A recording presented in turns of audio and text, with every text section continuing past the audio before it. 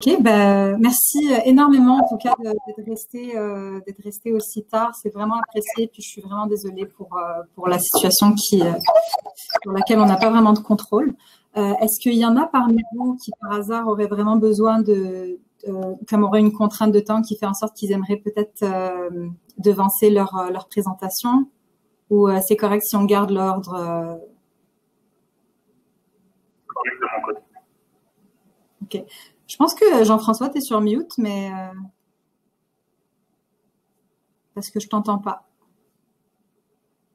Ok. Bon, c'est bon. Alors peut-être ce qu'on peut faire à ce moment-là, c'est Pierre-Alexandre, peut-être que tu peux présenter pour commencer. Est-ce que tu es à l'aise avec ça? Oui, aucun problème. Génial, parfait. Donc, en fait, c'est ça. Juste pour produire un peu là pour les personnes qui sont peut-être en train de nous écouter. Ah bah voilà, c'est bon. Ou Jean-François peut commencer. C'est bon, vu que le son est réglé, je pense qu'on va le laisser. On l'a reperdu. Je vais commencer alors. Ok, oui, c'est bon. Je vais commencer. Mais est-ce que je suis là? Est-ce Oui, que vous m'entendez? Oui. Bon, maintenant, on t'entend. Ah, OK. Ok. Donc, si tu es prêt à présenter, je t'invite à partager ton écran avec nous. Je ne sais pas si tu arrives à voir en dessous de l'écran. Tu as le tunnel qui va venir en haut. Ouais. Tu peux présenter ça ici. Est-ce que vous voyez quelque chose? Oui, on voit quelque chose. Ce qu'on va faire, ce que je vous propose, c'est que tout le monde, à part toi, on quitte. Donc, on quitte en haut à droite, on quitte sur Livre.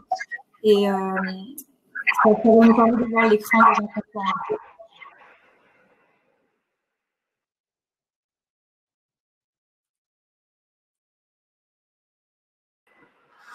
Ça n'a pas fonctionné?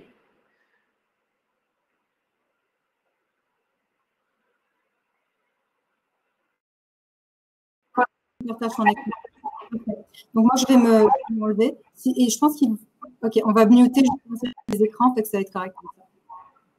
Voilà, c'est à toi. C'est bon? Tu m'entends? Oui, je t'entends très bien. Je te laisse. Alors, on y va? Oui, on y va.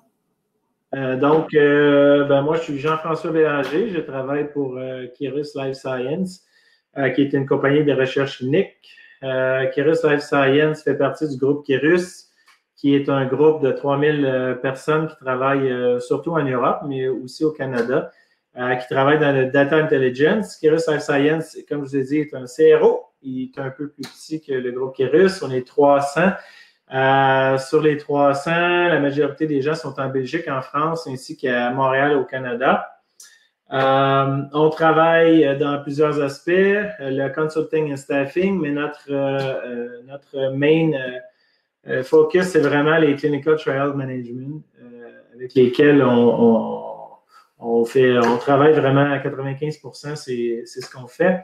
On a fait quand même beaucoup d'études dans le passé. Depuis 2015, on a fait plus de 330 études avec plus de 100 000 patients. On travaille aussi dans plusieurs champs thérapeutiques, comme vous pouvez voir sur la droite. On fait des phases 1, 2, 3, 4 et on arrive au COVID. Les études cliniques, en réalité, c'est souvent fait avec des patients en clinique, avec des médecins en clinique, avec des CRA, des Clinical Research Associates, qui doivent être sur place. Et avec la COVID, on a dû un peu stopper le tout et essayer de fonctionner en remote. Donc, les médecins ont dû faire des visites virtuelles, des télévisites. Les patients, eux, ont dû fonctionner ou rentrer leur propre data, leurs propres données via leur iPad, leur iPhone, un ordinateur. Et les CRA, eux, qui devaient théoriquement être sur place, ont aussi dû travailler avec des liens sécures pour avoir accès aux données sources. Et tout ça en respectant les agences réglementaires comme la FDA puis l'Agence européenne. Et une étude clinique, il faut suivre un protocole. Et le protocole doit suivre les guidelines de la FDA, par exemple. Et dans ce cas-ci, avec la COVID, en mi-avril, la FDA a permis un assouplissement, une flexibilité pour permettre aux études cliniques de pouvoir continuer ou du moins arrêter, mais ne pas être cancellées. Parce que s'il y aurait eu beaucoup faut vraiment suivre les règles. C'est très, très facile de mettre un pied au bord de la ligne. Et ils nous ont permis un peu de rouler avec le remote, autant en Europe qu'aux États-Unis. Est-ce qu'au Canada? Mais le Canada, ils n'ont pas fait grand-chose, pour être honnête. Les deux choses les plus importantes, c'est les patients puis les données. Et puis, ça a donné beaucoup de flexibilité aux patients. Le patient a dû rentrer lui-même ses données. Ça a l'air un peu simple, mais pour certains patients, ça peut être compliqué car ils n'ont pas tous un ordinateur, un iPad ou un iPhone dans les mains. Alors, ce que ça a fait qu'on a perdu des données. On a diminué la qualité des données qu'on avait. Puis, veut pas, la recherche clinique, encore une fois, c'est des données qu'on prend, qu'on analyse et qu'on espère avoir des résultats positifs sur ce qu'on cherche. Donc, si on revient en résumé, en conclusion, les points majeurs à tenter d'améliorer post-COVID, c'est vraiment l'interaction qu'il y a entre le CRO, le sponsor, les médecins, les cliniques, les patients, tout ça en le faisant en remote, mais de façon facile, de façon performante, ainsi que de façon sécuritaire. Et en conclusion, la recherche clinique ne sera plus jamais la même. On a beau penser qu'on a fait beaucoup, beaucoup de remote, mais la recherche clinique, pratiquement impossible de faire 100% remote. Il y aura possiblement un modèle hybride à développer avec de plus en plus de remote, mais il reste qu'il va falloir vraiment instaurer et suivre les guidelines des autorités et vraiment, suivre la tendance de ne pas se faire rattraper à nouveau avec quelque chose qui vient comme la COVID qui vient de se passer, mais du moins avoir une possibilité de faire de plus en plus de trucs remote, mais de façon performante, sécuritaire et facile pour tout le monde, le patient, les CRO, les sponsors, les médecins, etc. Alors voilà. Merci beaucoup.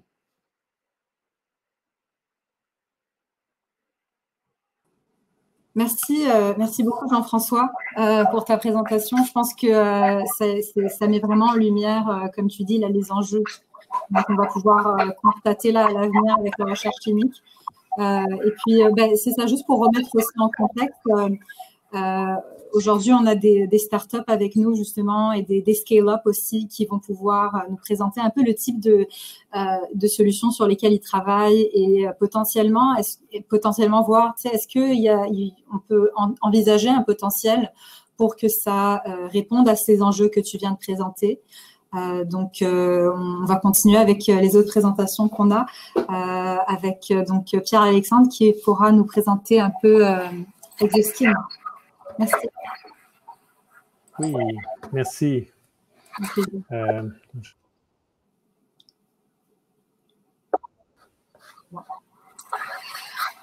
Alors, je vais essayer de vraiment faire ça en 3 minutes. C'est vrai. Donc, je suis le CEO et cofondateur d'Exoskin. On a fondé l'entreprise il y a un peu plus de 10 ans. Puis nous, ce qu'on fait, c'est qu'on fait du monitoring de signes vitaux à distance à l'aide de vêtements intelligents, puis d'une stack logicielle. Je vais parler de ça, puis je vais parler un peu de ce qu'on fait pour COVID ensuite. Une des choses importantes qu'on fait, c'est de garder le plus possible les patients qui ont des maladies chroniques cardiaques et respiratoires à la maison. On veut donner des outils à la télémédecine pour travailler à long terme en gardant les patients à la maison. Les patients n'ont pas toujours une bonne mobilité.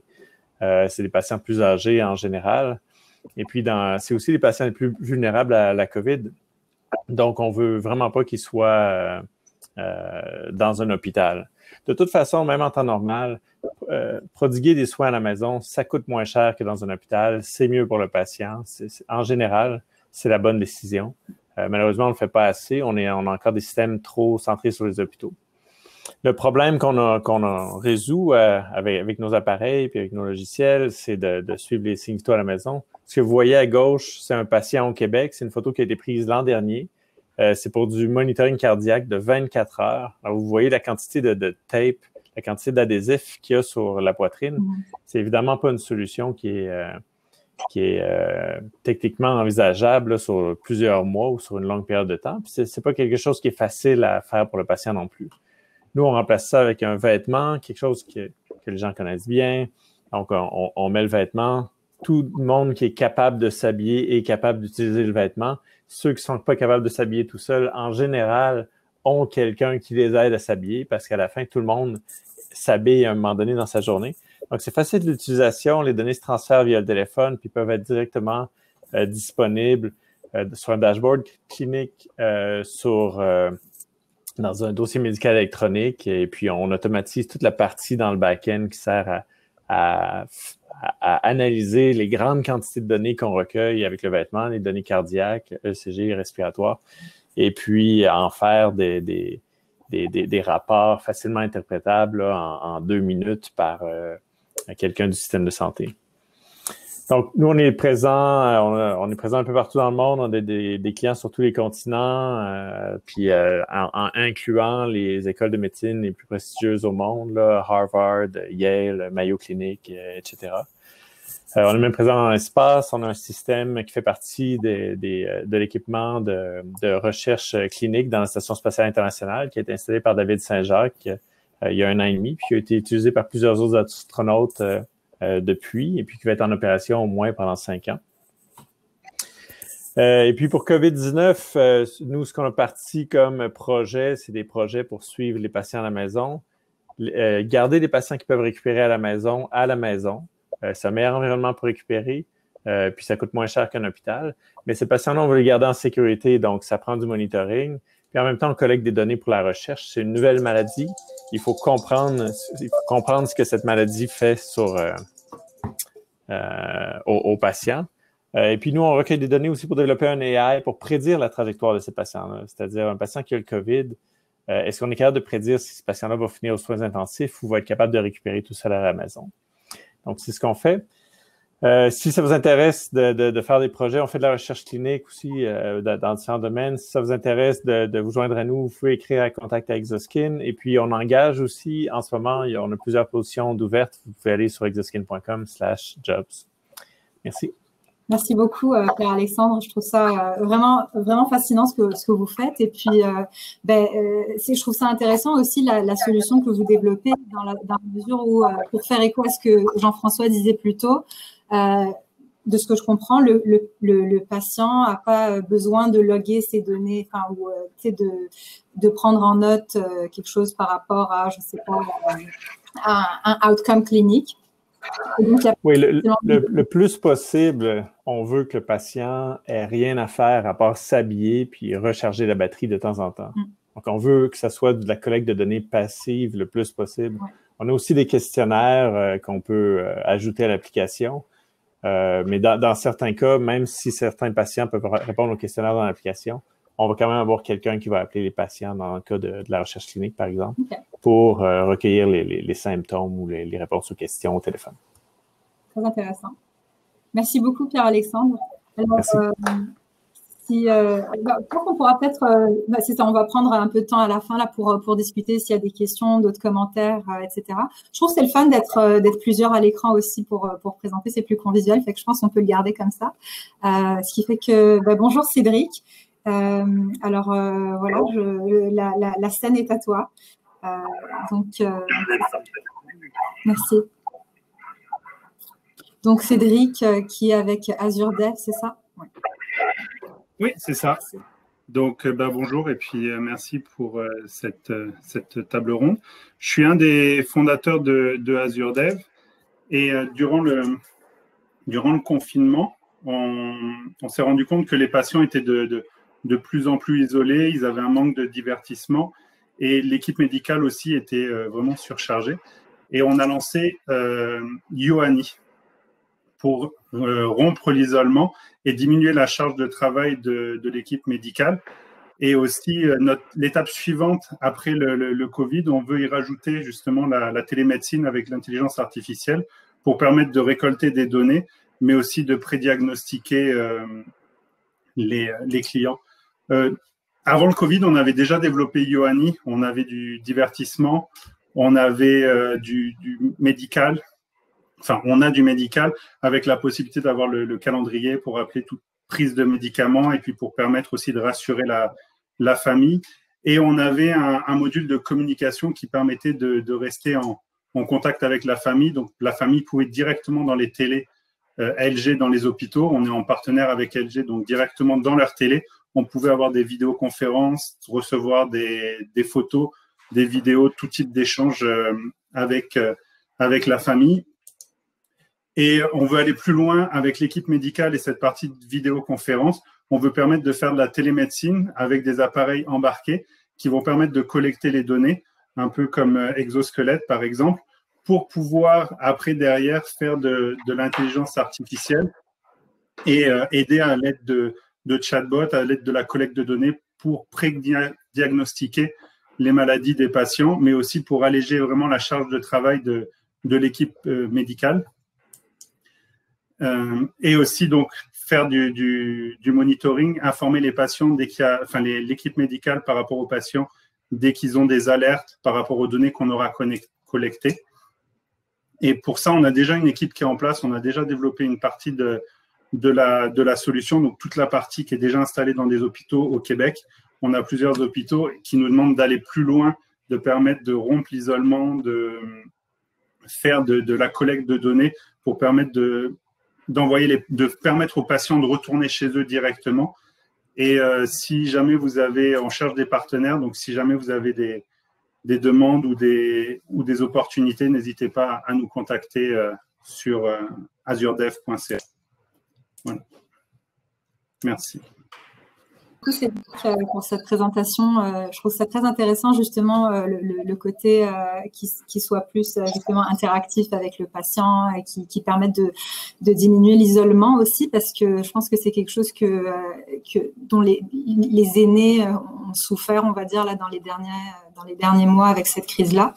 Et je pense que ça peut être vraiment intéressant aussi comme solution pour justement si c'est un genre de situation qui se prolonge, justement, si on les garde à la maison, c'est intéressant aussi de justement pouvoir continuer à interagir avec eux et à ce qu'ils restent, qu'ils soient moins isolés. Donc, je trouve ça vraiment intéressant. Alors, je ne sais pas si on a d'autres personnes parmi ceux qui devaient présenter, je ne pense pas. Auquel cas, bien, on va pouvoir continuer la discussion entre nous. Et éventuellement, s'il y a des personnes qui regardent en ce moment aussi la breakout session, n'hésitez pas à partager vos commentaires si vous en avez, vos questions, on pourra les poser aux personnes autour de la table. Et donc, est-ce que de votre point de vue dans tout ça, la question que je me pose aussi, c'est en fait, dans tout ça, c'est des innovations très pointues et vraiment qui répondent à un besoin. Et donc, je voulais peut-être qu'on entame la discussion sur comment est-ce que vous verriez tout ça pour améliorer l'efficience des soins, à la fois pour le traitement des patients, pour leur suivi à distance, par exemple, lors des études cliniques. C'est une question que je me pose parce que moi, j'ai un background en pharmacoéconomie, alors je suis toujours curieuse de comprendre comment vous voyez justement ce rapport-là entre l'innovation que vous apportez et les coûts que vous seriez en mesure de sauver au système de soins, parce qu'on s'entend qu'on va devoir s'assurer qu'il y ait une vie pérenne aussi là, dans les prochaines décennies. Et c'est sûr qu'on fait face à des gros défis sur ce plan-là. Alors voilà, si l'un de vous a une perspective à apporter là-dessus, je trouve ça très intéressant. C'est correct. Un des points qu'on a constaté, qui nous a été retourné par les hôpitaux, c'était l'utilisation des technologies par les aînés, les plus touchés par le Covid. C'était vraiment les aînés. Et ce qui nous retournait, c'était un des points forts de ce qu'on avait développé dans notre plateforme avant même le Covid, c'était qu'on était compatible directement dans les télés ou dans les tablettes. Okay. Et la génération d'aînés avait plus l'habitude d'utiliser les télés. Donc, c'est vraiment leur permettre de ne pas avoir vraiment à apprendre une nouvelle technologie. C'était ça vraiment le défi que les hôpitaux nous retournaient, qui rencontraient. C'était les aînés qui étaient les plus touchés, n'arrivaient pas à s'adapter rapidement, ce qui était nécessaire pour les technologies. Donc, ils demandaient des technologies presque inexistantes dans leur mode. Je trouve ça vraiment intéressant aussi pour faire le lien avec ce que disait Jean-François par rapport à comment dire, le user-friendliness de ces mécanismes-là pour capter les données de ces personnes, surtout comme tu dis, quand elles sont plus âgées, qu'elles sont moins, on va dire, tech-savvy. Je trouve que ça peut vraiment être intéressant, comme tu dis, comme type d'approche aussi. Est-ce que, Jean-François, c'est quelque chose que tu penses que qui serait envisageable mettons, en lien avec la recherche clinique? Est-ce que c'est une technologie dont tu verrais un potentiel, mettons, pour faciliter le suivi à distance de ces patients?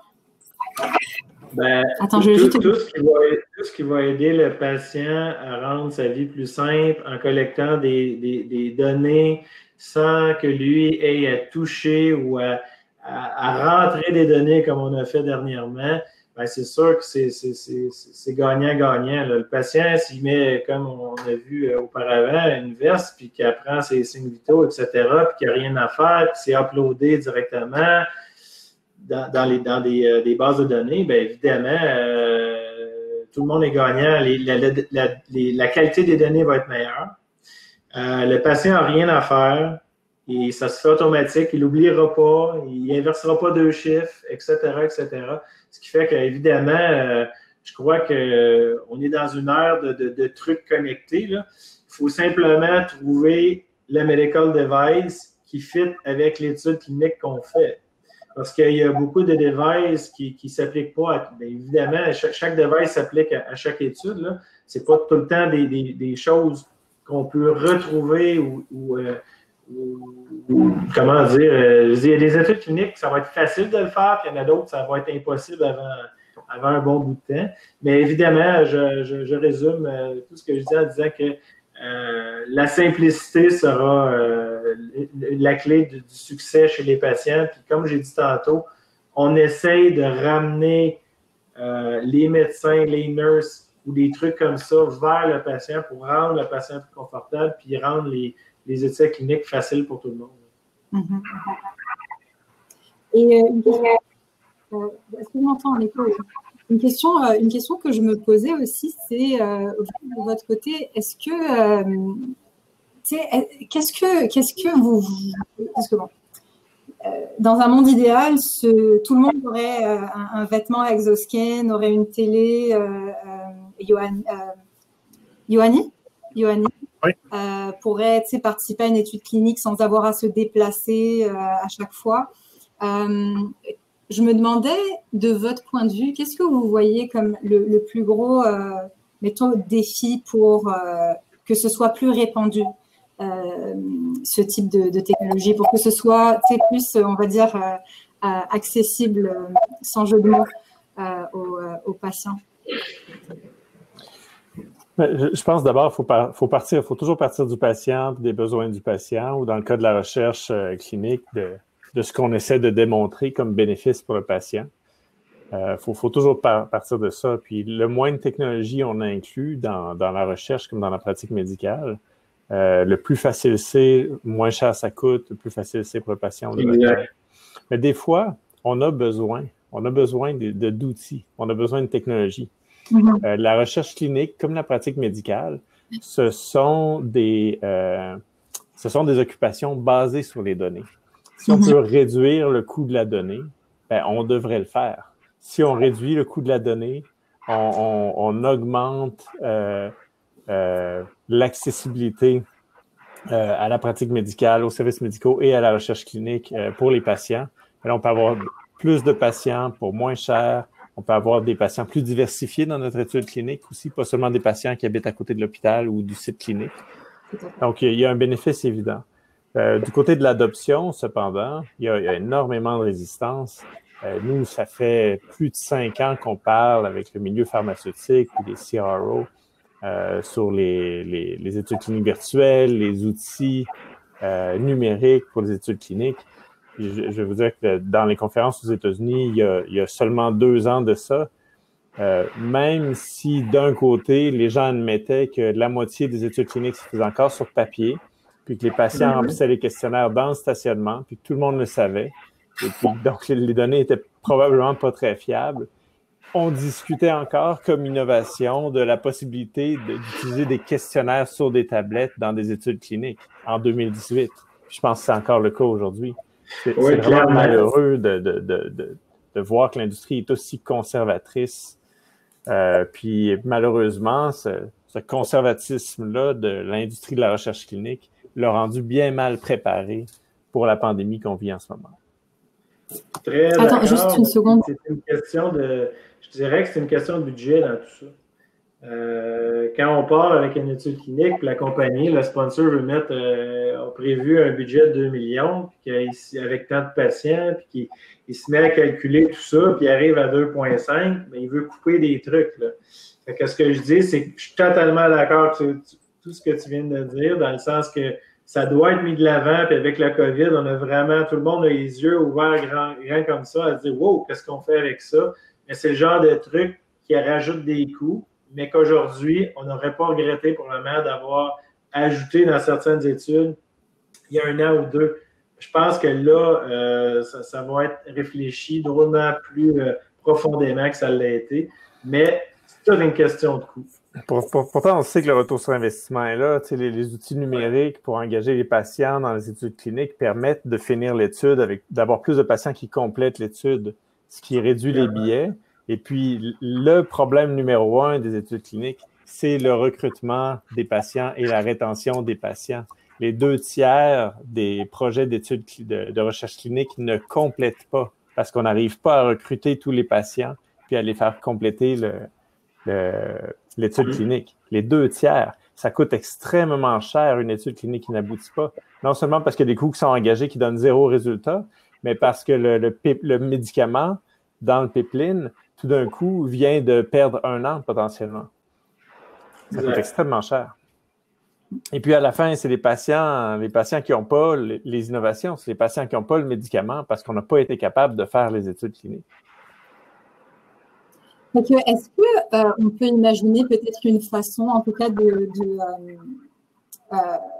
démontrer justement la valeur de ce type d'innovation, comme tu disais, Pierre Alexandre, dans un premier temps, chez les patients qui ont le plus besoin d'être suivis de près, qui ont peut-être un coût plus élevé quand ils ne complètent pas l'étude. Je me demande juste, est-ce qu'on peut penser à des façons peut-être de prioriser l'adoption de ce type d'innovation-là?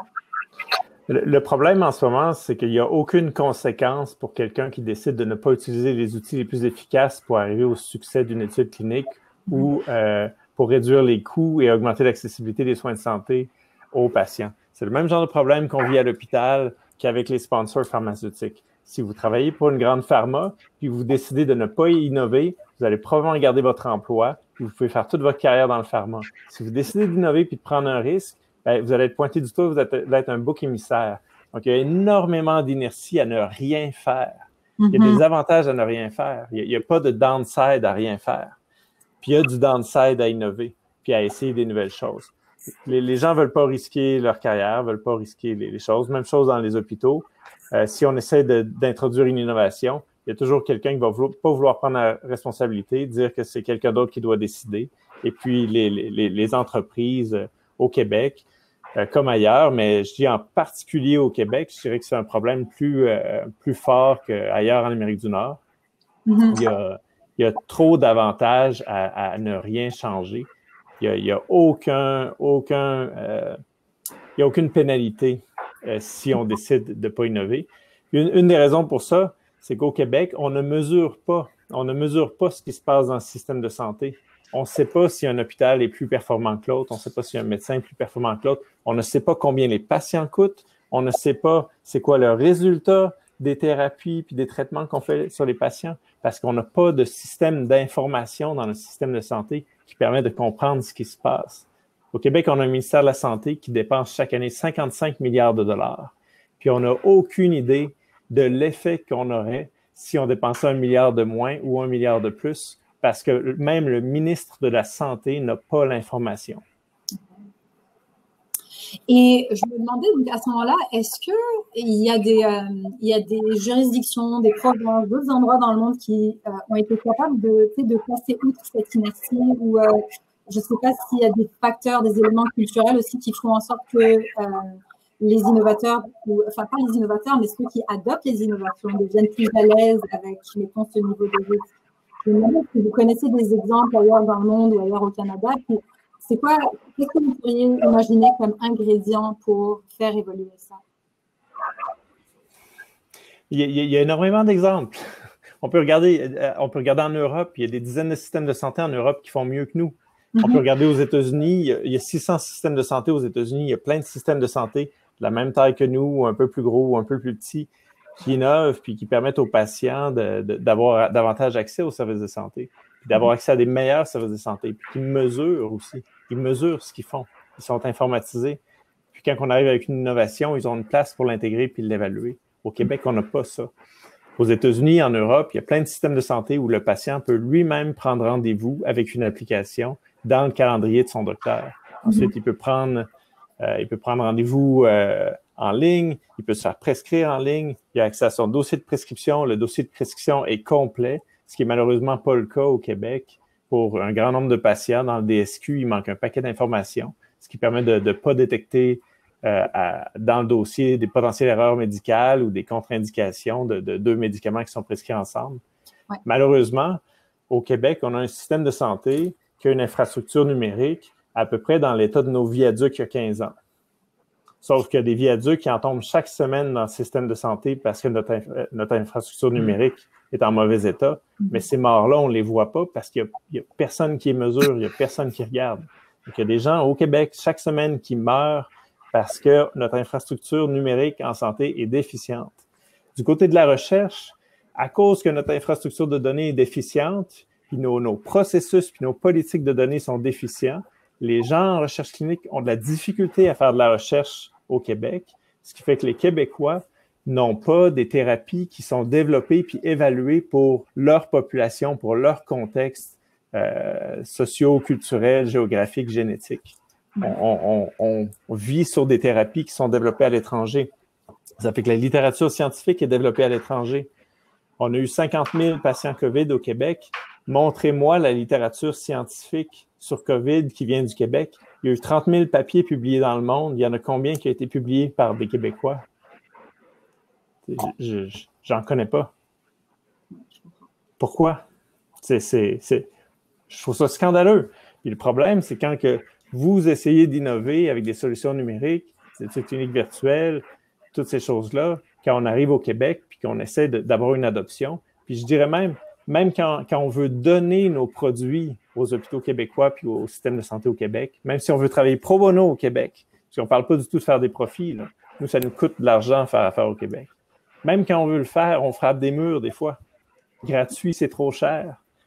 Il n'y a pas d'avantage à changer, il n'y a pas d'avantage à s'améliorer. Il n'y a pas d'avantage à s'améliorer, malheureusement. Est-ce qu'on peut penser peut-être à des questions de... est-ce que, je me demande, est-ce que vous voyez le potentiel de justement de collaboration plus importante entre les différents acteurs pour justement atteindre cet objectif? Je pense que c'est beaucoup de ce excusez-moi. Ok, c'est bon. C'est ça, je voulais vous entendre peut-être sur est-ce que vous avez un espoir par rapport au potentiel de la collaboration entre les différents acteurs, puis ce que ça pourrait potentiellement amener pour faire évoluer notre écosystème local. Donc peut-être, je ne sais pas, du côté de la recherche clinique, au niveau de... Peut-être, tu vois, par exemple, une compagnie comme Kérus, par exemple, est-ce que c'est quelque chose que... donc, j'entends que c'est quelque chose que vous commencez à, justement, sensibiliser à l'importance de faire ça. J'aimerais juste peut-être vous entendre sur qu'est-ce que vous envisagez justement comme clairement, un peu comme je l'ai dit auparavant, là, clairement, ce genre d'outil-là sera... il est bienvenu dans toutes les études cliniques qui s'y portent. Là. Mais encore une fois, je vais revenir sur le budget. Nous, on travaille avec un budget. Puis si la compagnie, je comprends qu'au bout de l'étude, ça revient plus cher, etc.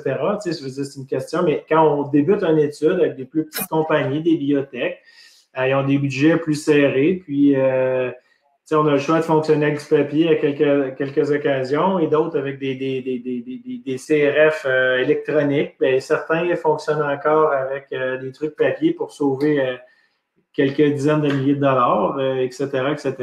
Donc, oui, ça sera bienvenu.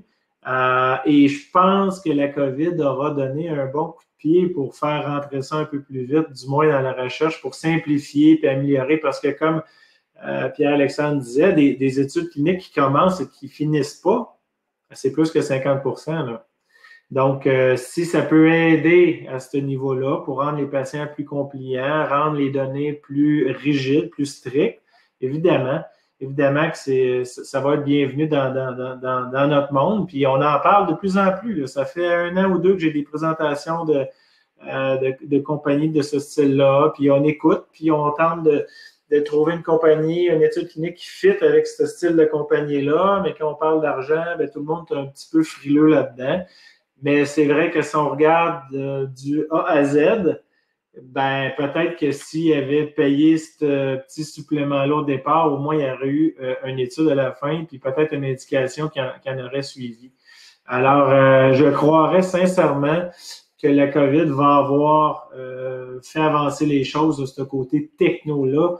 Juste les histoires de Zoom, puis je veux dire, il y a 1 an, on en parlait, on faisait un peu ça, mais on profitait beaucoup des rencontres face à face. Ben, depuis 3-4 mois, on n'a fait que des Zooms 3, 4, 5 par jour, puis on s'est habitué à faire ça. Donc, je pense que ça va faire partie des améliorations de la recherche clinique, puis probablement du système de santé partout dans le monde, mais le Québec, oui, est en arrière sur bien d'autres pays, d'autres pays, les États-Unis ou l'Europe ont de l'avance. J'ai beaucoup d'amis là-bas, puis ils me content des histoires qu'ici, ça prend 6 mois à voir un médecin, ils l'ont vu en 24 heures. Fait que, il y a beaucoup de choses à régler dans le système québécois, mais si on parle de recherche clinique, c'est clair et net que, sincèrement, je crois que ça leur a beaucoup aidé ce qu'on vient de vivre. Ben, écoute, moi, je partage ton avis dans le sens où c'est sûr qu'on a beaucoup de défis au Québec en matière d'accès aux données, en matière d'intégration des innovations dans le système de santé. Et on entend ça, mais on entend aussi une certaine, justement, une conception d'un genre de wake-up call, en quelque sorte, là, comme quoi il faut faire évoluer les choses, comme quoi c'est vraiment essentiel de commencer à mieux intégrer les innovations aussi pour contrôler les coûts qui ne cessent de croître avec une population vieillissante, avec des maladies chroniques, etc.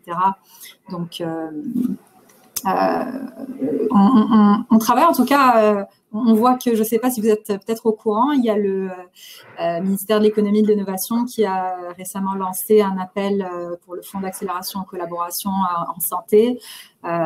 Et il y aura peut-être des opportunités intéressantes qui vont en découler, donc grâce aux investissements qui pourraient être faits pour augmenter justement le développement des créneaux porteurs, dont la médecine personnalisée, les mégadonnées, etc. Donc, ce sera intéressant de voir. On espère qu'il y aura des projets qui découleront de ça, qui pourront aider le milieu. Je ne sais pas si vous avez... oui, je vois que Pierre-Alexandre allait dire quelque chose. Moi, d'habitude, je suis la personne la plus optimiste. Je vais vous dire, moi, je suis quelqu'un d'extrêmement optimiste, puis c'est pour ça que je fais ce que je fais, je pense. Mais je ne suis pas du tout optimiste par rapport au numérique en santé au Québec, puis même ailleurs dans le Canada, mais en particulier au Québec. Je pense qu'il n'y a eu aucune durant la COVID. Il n'y a rien qui a changé. Je me dis que si on n'est même pas capable de le faire quand il y a une urgence, pourquoi on le ferait après ou avant l'urgence? Puis ça, c'est... Écoutez, moi, je suis juste un entrepreneur, mais il y a des gens dans le système de santé qui essayent de faire ça. Il y a des gens dans plusieurs organisations au Québec qui essayent de faire ça. Je siège sur des comités depuis des années sur l'accès aux données, sur l'intelligence artificielle en santé au Québec. Et puis, je vais vous dire, le progrès qu'on a fait depuis 2 ans, ça ne se fait pas de tortue.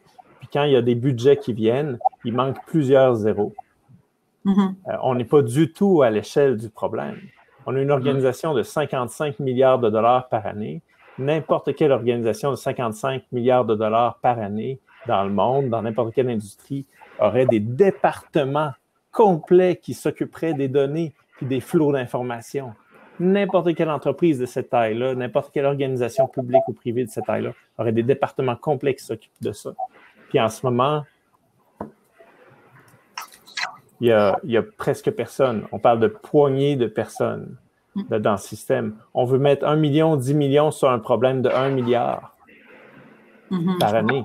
Je pense qu'on se doit encore de conscientiser les gens, les patients, les médecins, puis tout le monde dans le système, les politiciens aussi. On est très, très en retard au Québec. Puis là, on n'a pas rattrapé le retard depuis 5 à 10 ans. L'écart s'est creusé avec les systèmes de santé européens et les systèmes de santé américains. Il y a vraiment une urgence d'investir dans le numérique en santé au Québec. Ah, tout à fait. Alors, j'ai une question. Alors, je vais essayer de wrap-upper ça dans les 5 prochaines minutes pour vous laisser justement ne pas vous garder jusqu'à super tard. Et merci énormément d'avoir pris le temps. Là, déjà, c'est très, très apprécié. J'ai juste vu une question dans le chat. Alors, j'en profite pour vous la relayer. La question que la personne Daniela pose, c'est why? Like, where is our energy going? Pourquoi est-ce que justement, tu sais, comme, et je sais pas, peut-être que c'est tout simplement comme c'est comme tu dis, une inertie et que ça fait juste qu'il n'y a pas d'incitatif à ce qu'il y ait du changement, justement, comme tu dis là, mais je sais pas, est-ce qu'il y a d'autres réflexions à ce sujet? Je me demande, ou plutôt, where is our energy going? Why is it like this? On ne sait pas où l'énergie va. On ne mesure pas. On ne mesure pas. Bon. On ne mesure pas. Écoutez, aller dans un hôpital au Québec, demander à la direction de l'hôpital, un patient en cardiologie, ça coûte combien? C'est quoi le parcours du patient en cardiologie? C'est quoi le parcours du patient en MPOC? C'est quoi le parcours du patient en diabète? Ils ne seront pas capables de vous sortir les données. Ouais. Puis je parle juste des plus grosses populations de patients. Un patient hypertensif au Québec, ça coûte combien? Est-ce qu'on pourrait faire des choses pour lui permettre de mieux gérer son hypertension, sa médication, pour qu'il passe moins de temps à l'hôpital, pour réduire son risque d'AVC? Il n'y a pas de mesure. On n'a pas les flots d'informations. Oui, c'est vrai. Mais je trouve ça très intéressant, juste pour boucler avec une petite, entre guillemets, anecdote sur mon expérience de mon côté, mes côtés médicaments. Du côté médicaments, on mesure énormément, justement, toutes ces choses-là. Et donc, quand j'ai commencé à être plus familière, à en entendre plus, à en apprendre plus sur comment ça marche dans le système de santé, dans les établissements, qui est totalement de ce que j'entends différent, vu que justement, c'est beaucoup plus difficile de mesurer. Je vois qu'il y a vraiment du progrès à faire parce que je pense que du côté médicaments, il y a quand même une bonne capacité à mesurer justement l'utilisation des médicaments, leur coût, leur effet sur la santé des gens, mais au niveau hospitalier, je pense que justement, il y a énormément à faire et puis une très grosse complexité pour le faire. Mais on continue à travailler ensemble, à collaborer, à tenter de trouver des collisions créatrices pour faire débloquer les choses et pour avancer au rythme où on aura besoin d'avancer pour garder notre système de santé. Donc, je ne sais pas si vous avez peut-être des derniers commentaires pour clore la discussion, mais certainement c'est ça. Je pense que ce qu'on retient de ça, c'est qu'il y a une urgence pour agir davantage au niveau de la mesure de la performance, au niveau de l'accès aux données, pour justement atteindre ce qu'on veut atteindre comme objectif en télésanté pour la recherche clinique.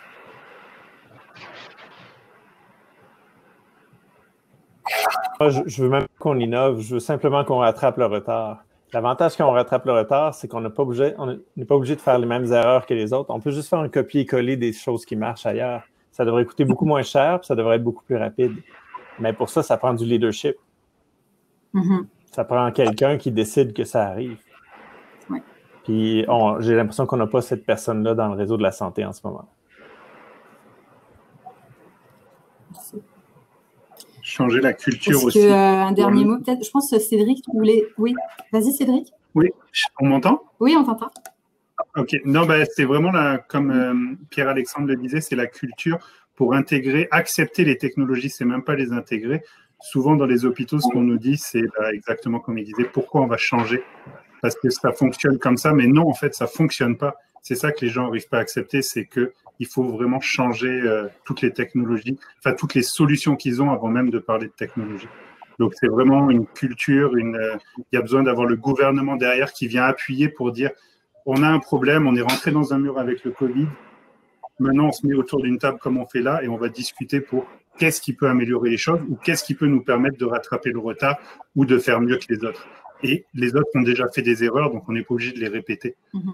Donc exactement comme Pierre-Alexandre disait, c'est ça, vraiment les mentalités des gens qui nous disent, on entend tout le temps ça, c'est j'ai une solution, ça marche, je veux pas m'embêter à aller vers quelque chose de nouveau. Mm-hmm. Donc c'est des solutions qui ont 15, 20, 30 ans même des fois, ouais. Et ils veulent pas les changer parce qu'ils sont habitués, ils sont dans un confort.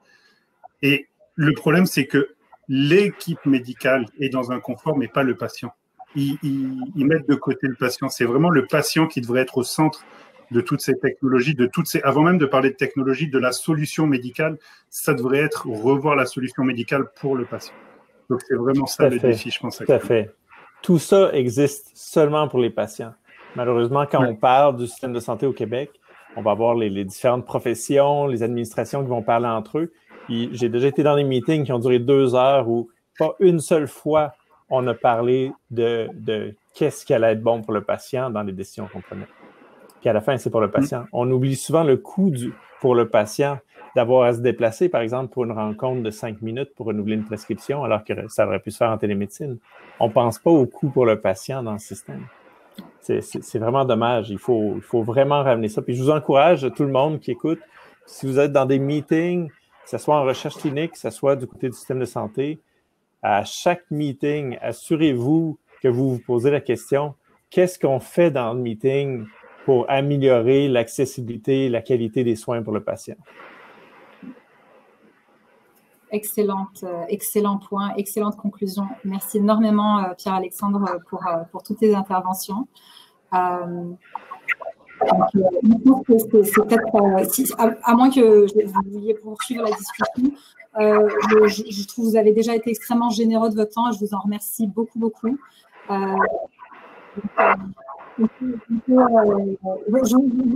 continuer la discussion, mais si vous voulez quitter, vous êtes absolument libre à vous de le faire.